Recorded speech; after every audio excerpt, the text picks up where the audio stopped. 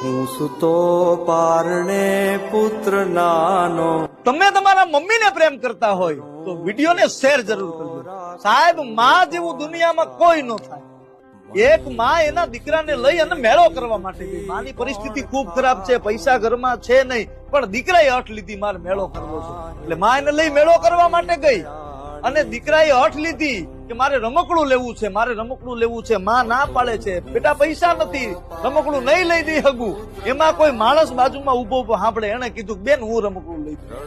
અને તઈ માએ ના પાડી, ભાઈ તમે લઈ દો માં, કારણ કે મારો દીકરો રમકડું લઈને મારા એરિયામાં મારી સોસાયટીમાં રમતો હશે ને તો માણસો વાતો કરશે કે આની પાસે પૈસા નથી, રમકડું લઈ આવી ક્યાંથી?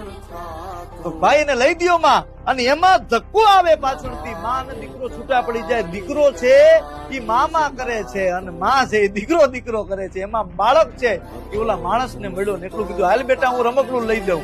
અને તઈ દીકરાએ રોતા રોતા કીધું કે હવે મારે રમકડું નહીં, મને મારી માં જોઈએ છે. સાહેબ, પૈસા હોય પણ માં ન મળે. તમે મમ્મીને પ્રેમ કરતા હોય તો લવ યુ મમ્મી લખી દીધું.